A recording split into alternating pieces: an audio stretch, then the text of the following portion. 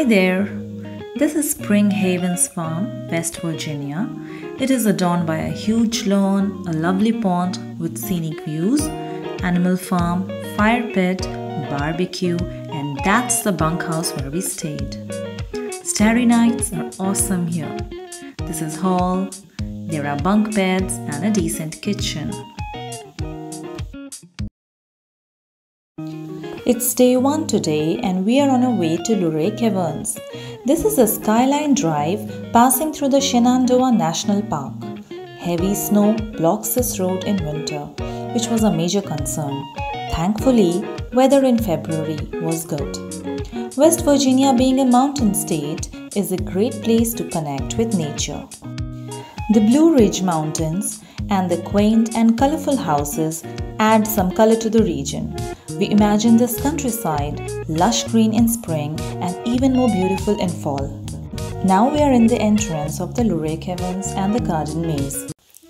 The US registered natural landmark Luray Caverns in West Virginia is an internationally acclaimed fairyland in stone destination.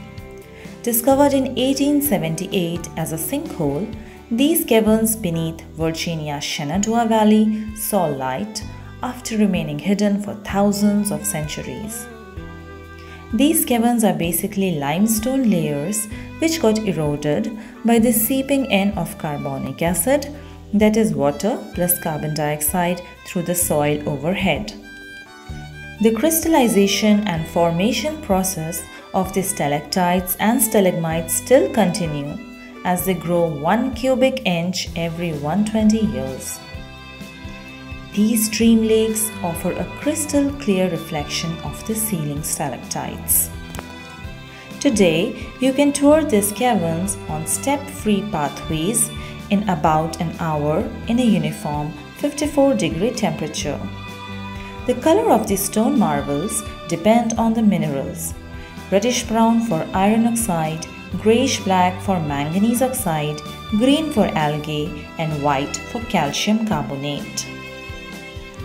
This fallen stalactite is a result of an earthquake. Located in the Giant's Hall, the double column of 47 feet height is the tallest formation. The wishing well has a depth of 6 feet and people throw coins which get collected annually and donated to listed organizations. The caverns also house the great stalagpipe organ. Now after walking so much, these fried egg structures are making me hungry. Maze runners, are you ready?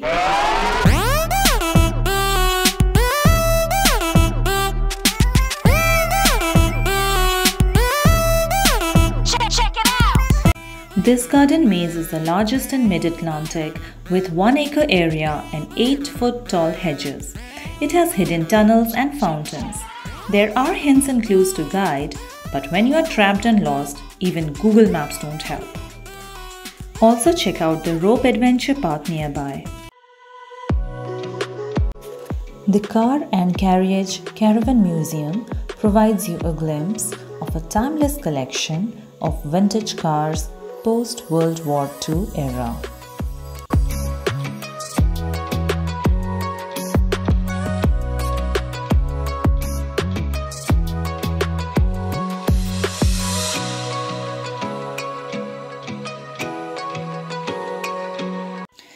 The Shenandoah Heritage Village is a 7-acre recreation of a 19th century farming community and has restored buildings, museum, winery, barns, etc.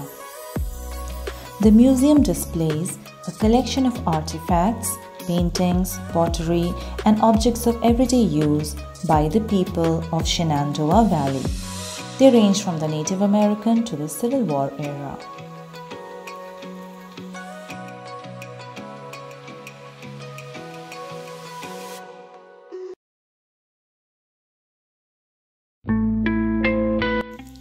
This is the lower town in the Harper's Ferry National Historical Park, where we got dropped off by the shuttle bus. Harper's Ferry is famous for its numerous hiking trails and for the Civil War history, mostly regarding John Brown's raid. Here is the iconic John Brown's Fort. Moving ahead, you will find the meeting point of three national trails, the Appalachian, Potomac Heritage Trail and the CO Canal. You will see the beautiful confluence of Potomac and Shenandoah rivers. Also at this point, you can see three states.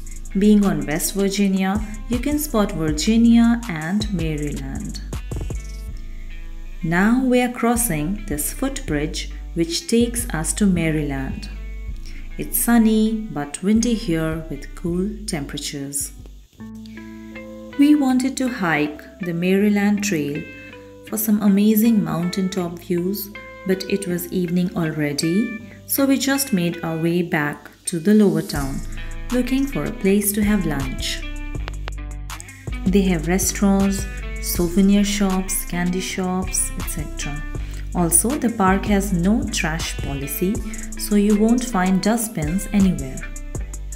We had pizza at the Isabella, and then we moved on to the beautiful St. Peter's Church, the only church which escaped destruction during the Civil War. If you go further up, you can see the Jefferson Rock as well.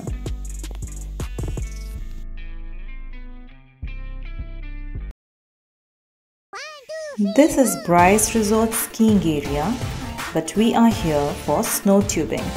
Tickets get booked very quickly and must be purchased in advance. In this 90-minute session, you may join your tubes together as a family or slide down alone.